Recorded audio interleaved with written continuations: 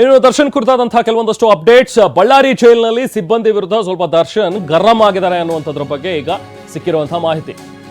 ಈ ಹಿಂದಿನಿಂದಲೂ ಕೂಡ ಅಲ್ಲಿರುವಂತಹ ಸಿಬ್ಬಂದಿ ಜೊತೆಗೆ ಸ್ವಲ್ಪ ಮಟ್ಟಿಗೆ ಕಿರಿಕ್ ಆಗ್ತಾನೆ ಇದೆ. ಯಾಕಂದ್ರೆ ಚೇರ್ ಕೊಡಿ ಅಂತ ಹೇಳಿದ್ರು, ಸ್ವತಃ ಕೋರ್ಟೇ ಹೇಳಿದ್ರು ಕೂಡ ನನಗೆ ಚೇರ್ ಕೊಡ್ತಾ ಇಲ್ಲ, ಕೋರ್ಟ್ ಸೂಚನೆ ಕೊಟ್ಟರು ಕೂಡ ಯಾಕೆ ನನಗೆ ಚೇರ್ ಕೊಡ್ತಾ ಇಲ್ಲ ಅನ್ನುವಂಥದ್ರ ಬಗ್ಗೆ ಕೇಳಿದ್ದಾರೆ.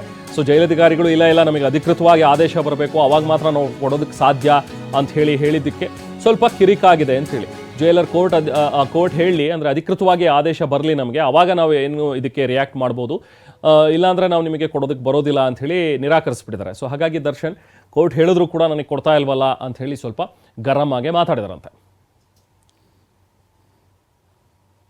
ತನಗೆ ಬೆನ್ನೋವಿದೆ, ಕೂರೋದಕ್ಕೆ ಆಗ್ತಾ ಇಲ್ಲ, ನೆಲದ ಮೇಲಂತೂ ಕೂರೋದಕ್ಕೆ ಸಾಧ್ಯ ಇಲ್ಲ.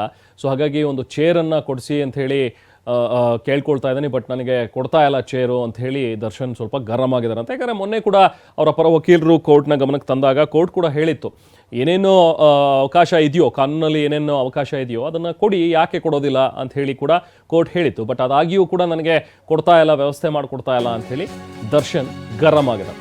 ಇನ್ನು ಸೋಮವಾರ ದರ್ಶನ್ ಭೇಟಿ ಮಾಡ್ತಾರೆ ವಕೀಲರು. ಬಳ್ಳಾರಿ ಸೆಂಟ್ರಲ್ ಜೈಲಿನಲ್ಲಿ ಭೇಟಿಯಾಗೋದಕ್ಕೆ ವಕೀಲರು ಕೂಡ ಈಗ ರೆಡಿ ಇದ್ದಾರೆ. ಈಗ ಸೋಮವಾರ ಹೋಗ್ತಾರೆ. ಬಹುಶಃ ಈಗ ಅಲ್ಲಿಂದ ಬೇಲ್ ಕುರಿತಾದಂತೆ ಚರ್ಚೆಗಳಾಗತ್ತೆ. ಚಾರ್ಜ್ ಶೀಟ್ನಲ್ಲಿನ ಅಂಶಗಳನ್ನು ವಕೀಲರು ತಿಳಿಸ್ತಾರೆ ದರ್ಶನ್ಗೆ.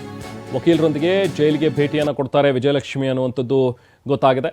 ನಟ ದರ್ಶನ್ ಭೇಟಿ ಬಳಿಕ ಬಹುಶಃ ಸೆಷನ್ಸ್ ಕೋರ್ಟ್ಗೆ ಬೇಲ್ ಅರ್ಜಿ ಹಾಕುವಂಥ ಸಾಧ್ಯತೆಗಳಿವೆ.